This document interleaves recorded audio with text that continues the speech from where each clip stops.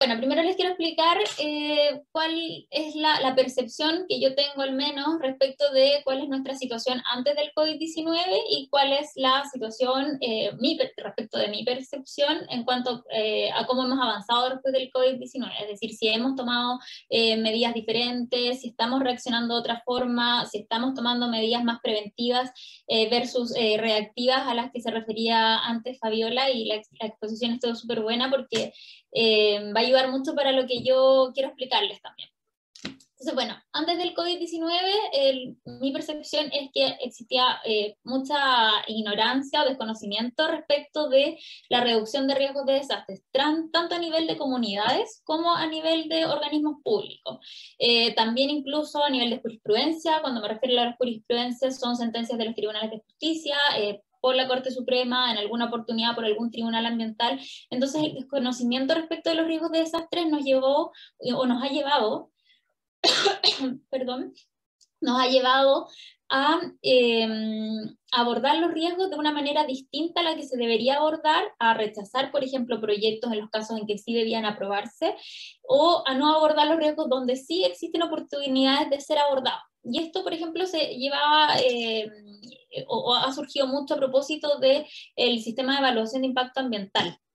Yo he trabajado en el SEA por harto tiempo, ya hace un par de días que no estoy trabajando en el SEA, y durante estos 4 años que estuve en el SEA me tocó ver cómo se presentaban acciones judiciales, primero en sede administrativa ante el Servicio de Evaluación Ambiental, bueno, comité de ministros, director ejecutivo, invalidaciones ante las comisiones de evaluación que son las que aprueban o rechazan los proyectos, que los califican en definitiva, y se planteaban por las comunidades cuestiones que están relacionadas con los riesgos de desastre.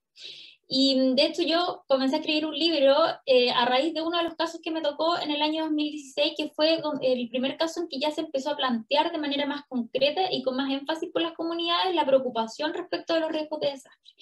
Y tiene alguna lógica de que las comunidades presenten estas materias, por ejemplo, en el ámbito del sistema de evaluación de impacto ambiental, porque es la oportunidad en que ellos tienen para presentar observaciones ciudadanas, es también el procedimiento más conocido a nivel de comunidades para poder judicializarse los proyectos, las actividades, o para poder plantear algunas preocupaciones que ellos tienen en relación a los riesgos de desastres, como son sismos, erupciones volcánicas, etc. Entonces es entendible en definitiva que las comunidades hayan presentado sus acciones judiciales en este ámbito, pero estaban equivocados y en definitiva lo que debían hacer era recurrir, por ejemplo en el caso que yo coloqué ahí de la central hidroeléctrica Río Cuervo, lo que tenían que hacer era recurrir a la Seremi de Vivienda y Urbanismo para que ejecutaran un instrumento de planificación territorial para que lo elaborara en el sentido de prohibir la construcción de ese proyecto en tal lugar si es que ameritaba la situación o que existiese este proyecto sobre una zona en que existía una falla geológica. Si esto ameritaba que el proyecto no pudiese ser construido en esa zona, entonces lo que se debía hacer es recurrir a otros organismos, pero no en el ámbito del sistema de evaluación de impacto ambiental.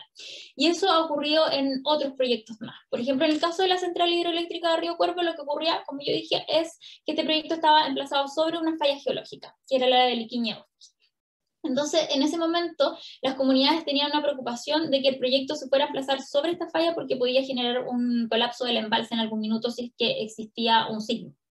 Respecto de Hidroaicén, se generó también esta misma preocupación respecto de comunidades. Bueno, son más las materias que se abordan y estos proyectos no se judicializan solamente sobre esta preocupación, pero fueron uno de los grandes temas por los cuales se judicializaron estos proyectos. En el caso del Hotel Punta Piqueros también es lo mismo. Este proyecto contemplaba un plan de contingencias porque se encontraba en el borde costero y se establecía una zona de seguridad para el caso de tsunami. Entonces, dentro del procedimiento de evaluación ambiental se modificó esta zona de seguridad y lo que ocurrió es que las comunidades judicializaron el proyecto, indicando que ellos debían tener una nueva participación ciudadana porque dentro del procedimiento de evaluación ambiental se hizo una modificación en relación a una zona de seguridad, modificándola en el sentido contemplado al inicio de la presentación del proyecto y en que ya había existido una participación ciudadana. Entonces ellos pedían una segunda participación ciudadana.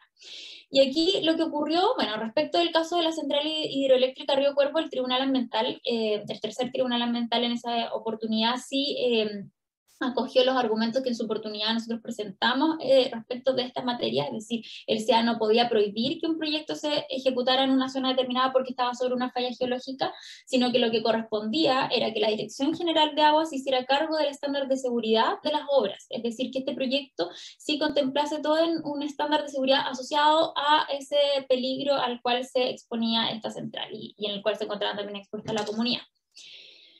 Por otro lado, no existía un instrumento de planificación territorial que prohibiera el emplazamiento en esa zona y por lo tanto porque las comunidades decían que en definitiva solamente por el hecho de estar emplazado el proyecto en una falla geológica, esto implicaba que el proyecto no se debía ejecutar en esa zona.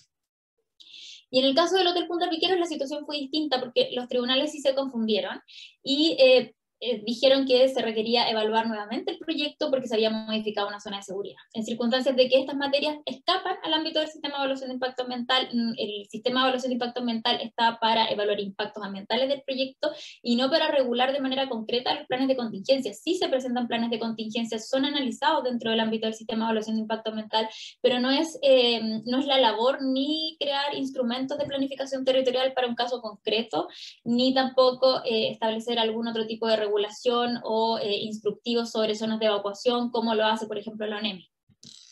Bien.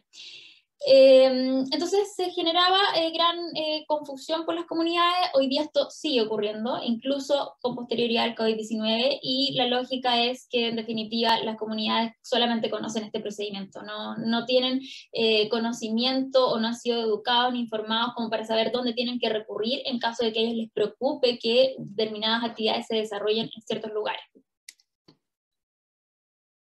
También antes del COVID-19, ¿qué es lo que ha pasado? Bueno, las empresas tampoco tienen un conocimiento, yo diría, un conocimiento con estudios o que estén interiorizados en relación al riesgo de desastre. Las empresas que son más proactivas o que tienen desarrollo de operaciones que pueden tener mayores riesgos, como es el caso de, bueno, acá me voy a referir a riesgo, peligro, yo sé que son términos distintos, el peligro no exige necesariamente vulnerabilidad, sí en el caso de los riesgos, pero voy a ir de repente refiriéndome a los peligros, los riesgos según el caso. Entonces, las empresas no siempre están conscientes de cuáles son los riesgos a los cuales se exponen, y solamente en el caso, por ejemplo, de las faenas mineras o proyectos acuícolas, sí existen planes de contingencia que son bastante más serios, bastante más robustos y en consideración a esas actividades en particular. Pero esto, en definitiva, debiese ser aplicable respecto a todas las empresas, todas las actividades debieran tener sus planes de contingencia. Respecto a los servicios públicos, existe también desconocimiento respecto de cuáles están involucrados en relación al riesgo de desastre. Por ejemplo, está Sernageomin, la DGA, una pesca, el mismo servicio de evaluación ambiental cuando aprueba los proyectos y que debe revisar los planes de contingencia de los proyectos que son calificados dentro de este contexto. Entonces, hay muchos organismos públicos que sí intervienen en los riesgos de desastre, pero tampoco lo sabían. Las pandemias tampoco eran un foco de preocupación, así como tampoco hoy día lo son otros riesgos de desastre, y por lo tanto tampoco se destinaba un presupuesto importante a abordar estos riesgos de desastres en relación a qué medidas preventivas se podían adoptar. No me cambia la PPT. Entonces, después del COVID-19, bueno, se ha ido avanzando en cuanto a la difusión sobre los riesgos de desastre, pero el desconocimiento generalizado, a mi juicio al menos, se mantiene. O sea, el riesgo de desastre hoy día es un tema, ya muchas personas, incluso en el ámbito académico, de los tribunales de justicia, ya están empezando a hablar de un tema del cual antes no se hablaba. De hecho, cuando yo empecé a escribir este libro, sí encontraba publicaciones de geólogos, de arquitectos, en definitiva, pero nunca encontré una publicación de derecho que estuviera asociada a esta materia, sino salvo para referirse a los riesgos ambientales. Entonces, y había mucha confusión también, porque se hablaba de riesgo ambiental más bien referido a los impactos ambientales que genera un proyecto, y que es distinto de los riesgos ambientales que se pueden generar en relación al riesgo de desastre, porque en definitiva, un impacto a un proyecto se sabe que ese impacto va a ocurrir, o se predice que va a ocurrir, pero no así respecto de los riesgos que se pueden generar como un efecto no previsto del proyecto. No se genera a causa de la ejecución normal del proyecto, sino que es algo que ocurrió que no debiese haber ocurrido. El proyecto operó mal, por ejemplo, colapsó el embalse.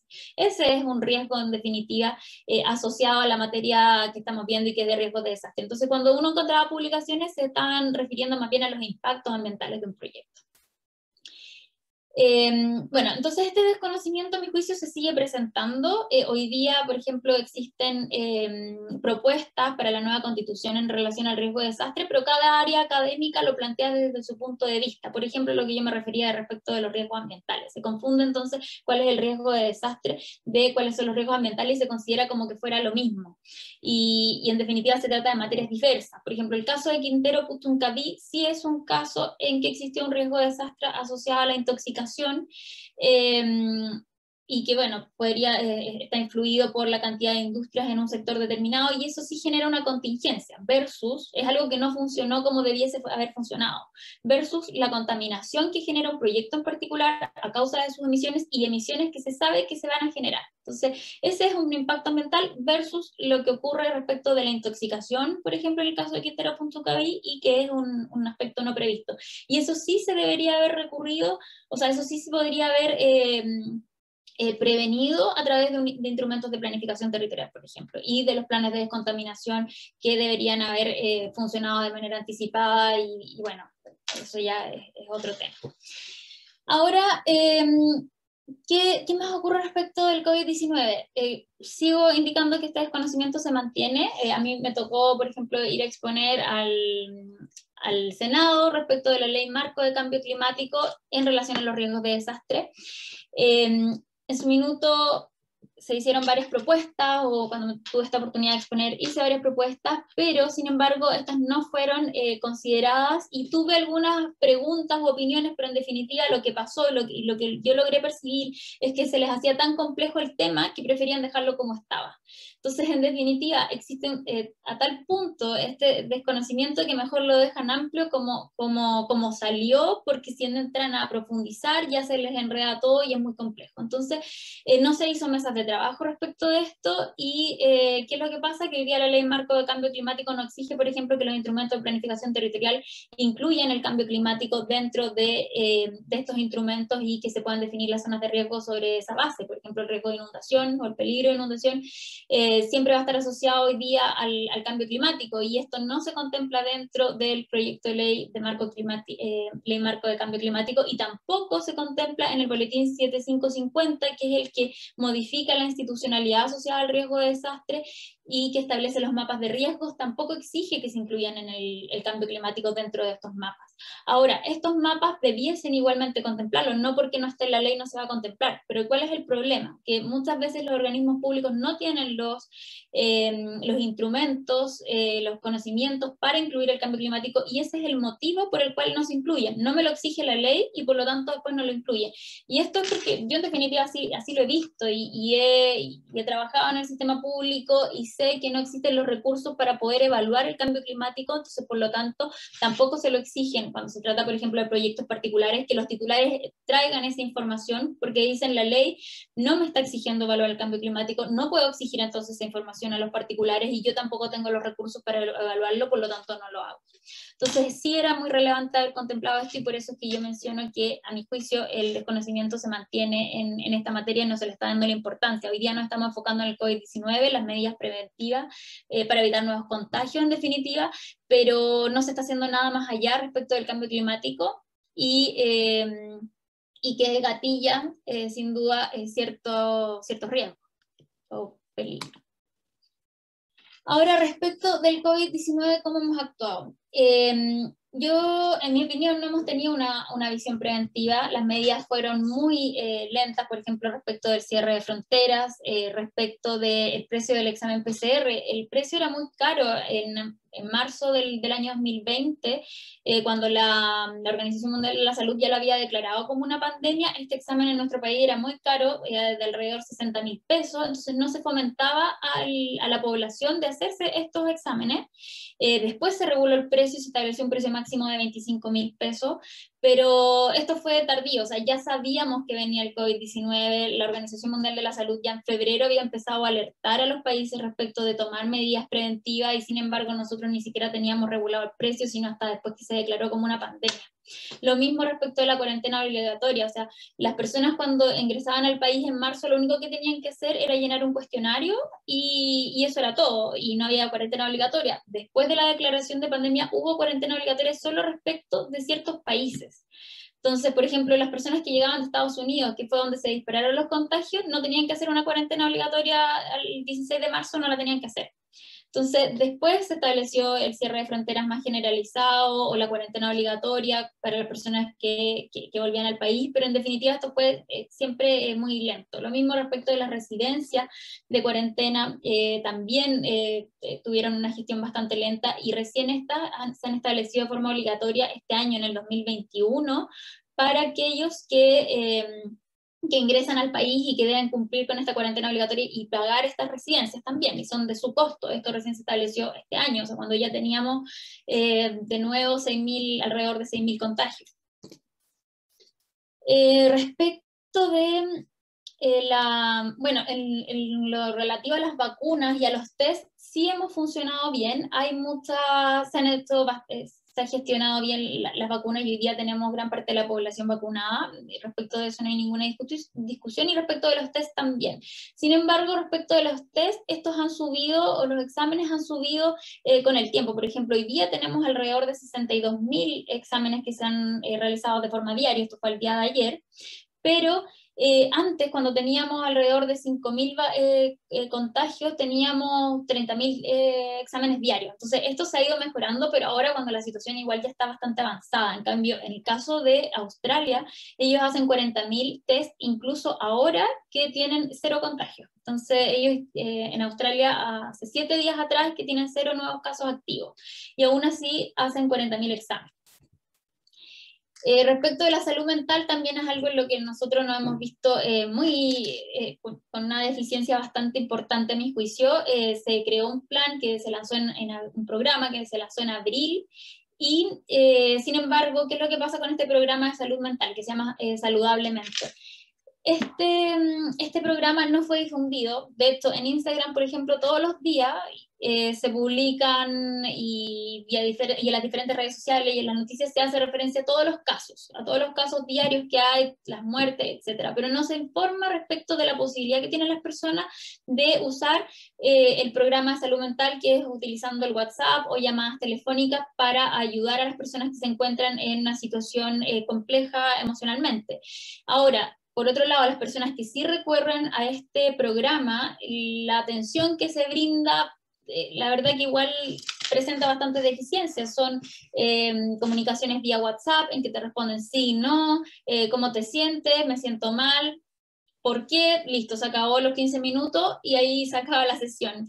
Mañana hablamos, o en una semana más hablamos. Cuando son llamadas son de 15 minutos, te preguntan cómo te sientes y prácticamente 1 o 2 palabras y se corta la llamada y una semana más de nuevo. Ya, pero eso tampoco existe un mecanismo de feedback para que los usuarios puedan evaluar el servicio. Pero eso ya es en cuanto a la calidad. Incluso respecto del establecimiento de este programa, incluso en ese ámbito también hay deficiencias porque no se ha difundido y las personas no lo conocen. Y como decía, por ejemplo, en Instagram se publicó una vez cuando se lanzó el programa, nunca más. Sin embargo, los casos activos, todos los días se informa respecto de esto. Y en todas las redes sociales lo mismo, en las noticias tampoco se hace una difusión, sino en este último periodo recién se ha empezado a hacer una difusión un poco más importante respecto de la salud mental. Bueno, la vulnerabilidad tampoco es considerada respecto a las medidas preventivas.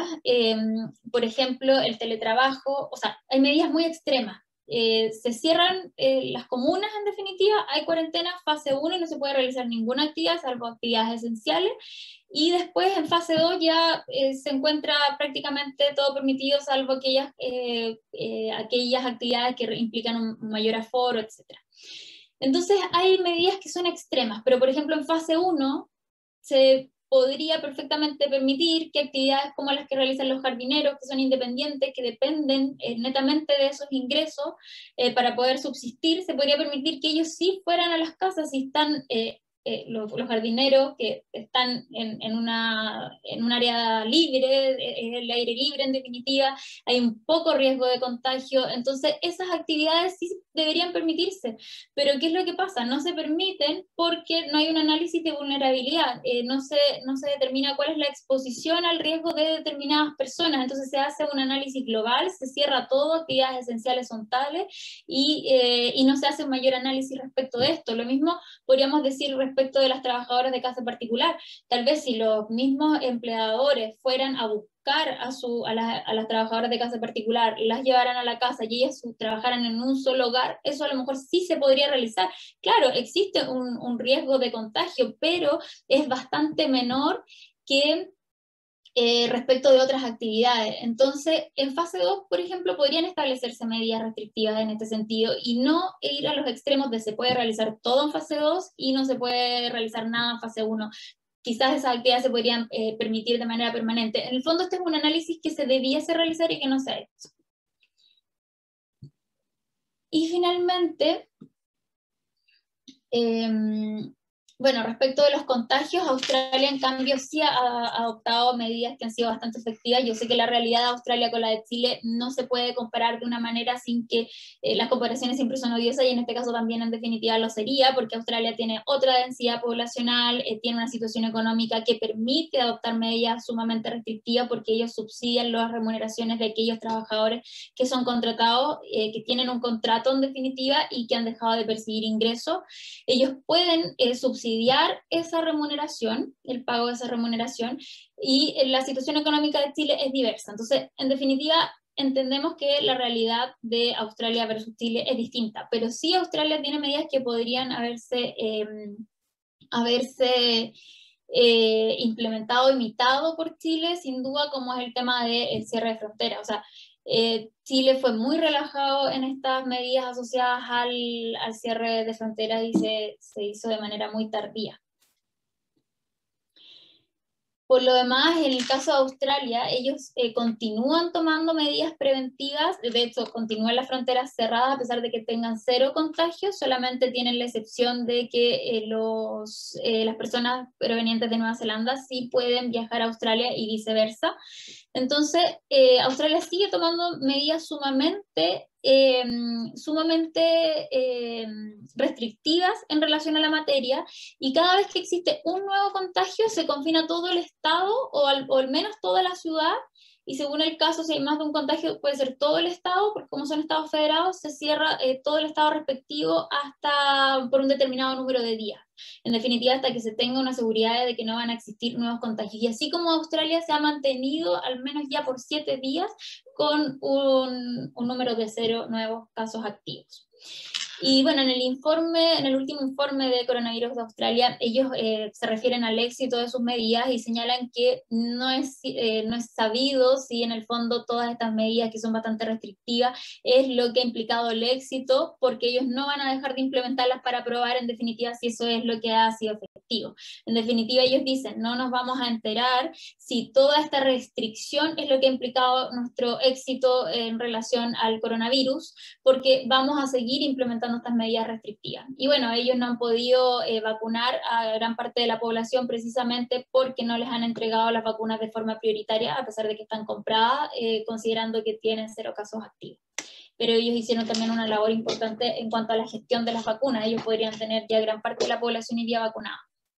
Y bueno, finalmente hay un estudio de Harvard de 13 de julio del año pasado y que hacen un análisis comparativo respecto de las medidas restrictivas en relación a diversos países, y la conclusión es que efectivamente aquellos países que utilizaron medidas restrictivas más importantes son los que han tenido menor número después de casos activos. No ha sido el caso de Chile, que hace poco tiempo atrás tuvimos casi 9.000, más de 9.000 casos activos. Y bueno, acá hay una página web en la que se pueden analizar cuál es el nivel de restricción respecto a las medidas por países. Hoy día Chile tiene un nivel de restricción mucho más alto que Australia, porque es lógico, tenemos muchos casos activos y Australia ya las ha podido ir relajando, pero esto no implica que haya abierto su frontera, eso sí se mantiene de esa misma manera.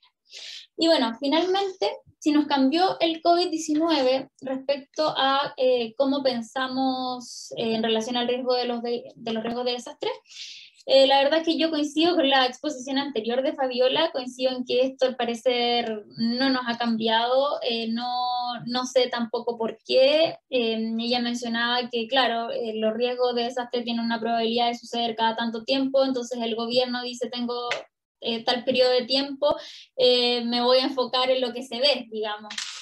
Y al parecer eso es lo que ocurre, no hay una prioridad en relación a estos temas, porque no es lo que, en el fondo hoy día nos estamos preocupando del COVID-19 porque es nuestra realidad y no podemos hacer otra cosa que no preocuparnos del COVID-19, y lo que importa son las cifras en relación al COVID-19 y cómo vamos a salir de esta situación en concreto, y respecto de los demás riesgos de desastre será un problema del mañana. Y así es como en definitiva uno lo puede ver, porque de otra manera no se entiende por qué no se ha instruido a la comunidad, no se ha establecido obligación respecto del proyecto de ley de marco climático, en donde se podría haber hecho mucho más de lo que se hizo, etc. Así que, bueno, hoy día el cambio climático genera más muertes que el COVID-19. La Organización Mundial de la Salud ha dicho que se generan en el mundo alrededor de 7 millones de muertes prematuras a causa del cambio climático. Esto es por los efectos de los gases de efecto invernadero y que generan intoxicaciones en relación a la población.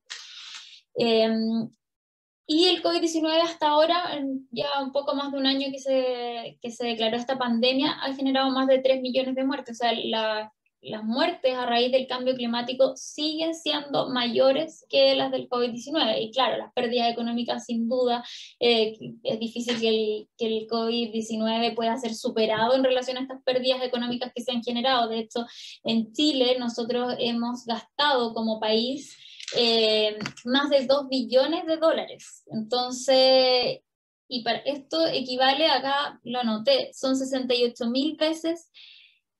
No, perdón, hemos gastado más de 2 billones de dólares. En el caso del terremoto del 27 de febrero del 2010, las pérdidas se asociaban a 29.000 millones de dólares, y esto era 68.000 veces menos que lo que ha implicado desembolsar en costos de COVID-19. Ni siquiera son todas las pérdidas económicas que ha implicado el COVID-19, sino que es lo que ya se ha desembolsado respecto al COVID-19. Entonces, las cifras son bastante, creo yo, casi insuperables, pero en cuanto a muertes, el cambio climático sigue generando mayores pérdidas humanas. Y bueno, en definitiva ahora nos queda la tarea de ver si vamos a cambiar en relación a la situación, si nos vamos a preocupar de los riesgos de desastre en su conjunto, o solamente respecto de aquellos riesgos de desastre que se están generando hoy día y los que nos preocupan por las cifras que se van a mostrar luego al final de un gobierno, no. Y bueno, hoy día no todo tampoco es negativo. Hoy día tenemos algunas también luces respecto de cómo se puede mejorar el sistema, y hoy día la ONEMI, colaborando en relación a la Plataforma Nacional sobre Reducción de Riesgos de Desastre, está centrada en el fomento a la educación de la comunidad y en la educación de los organismos públicos. Lo que yo me refería que existía un total desconocimiento respecto de esto, hoy día la ONEMI se está preocupando de esta materia, pero como decía antes Fabiola, todo lo que realice la ONEMI o toda su labor tampoco tiene una obligatoriedad de que se ejecute lo que ella propone por los diferentes organismos. De hecho, la ONEMI está hoy día capacitando al Servicio de Evaluación Ambiental en relación a los riesgos de desastres para que el SEA pueda identificar los peligros existentes en un determinado lugar de una mejor manera, o evaluar de mejor manera los planes de contingencia. Pero ahora van a ser propuestas, van a ser ideas, y el Servicio de Evaluación Ambiental o el organismo de que se trate va a analizar si lo implementa o no, y va a depender de los recursos que tengan, de las disposiciones de los funcionarios en relación a la carga de trabajo que existe. Entonces, si no se genera un presupuesto en relación a esta educación y en esto de que se va a tener que generar mayor información por cada uno de los organismos competentes, es difícil que esta labor de la ONEMI vaya a ser realmente fructífera. Va a ayudar muchísimo, pero no va a ser probablemente lo que va a cambiar de manera rápida, al menos todo lo relativo a la reducción de los riesgos de desastre. Y bueno, deberíamos también nosotros contemplar planes de contingencia respecto de cada actividad que se realice en particular. Hoy día, como yo mencionaba antes, los planes de contingencia se detienen cuando la legislación lo exige, por ejemplo, en el caso de los proyectos acuícolas, pero, ahora voy ya a finalizar, pero no es algo que sea aplicable respecto de todos los proyectos. Y bueno, con eso ya finalizo mi exposición. Estas son las conclusiones. Y como último aspecto, sí, respecto a la Política Nacional de Reducción de Riesgos de Desastres, creo que también es un avance importante porque recoge todo lo que uno, en definitiva, siempre ha criticado respecto de la reducción de riesgos de desastre y nos da luces de que se va a funcionar bien. Pero va a ser un desafío la implementación, la ejecución, por todo lo que yo mencionaba antes, se requiere que todos los organismos colaboren y además creo que esta política no está pensada para todos los riesgos de desastre. Se nota que hay un centro de los desastres naturales y no los de peligro antrópico, aunque los menciona solo el incendio forestal como a modo de ejemplo, pero se nota que no hay una inclusión de todos los riesgos de desastre, como por ejemplo el ciberataque, que es muy relevante respecto de la infraestructura crítica.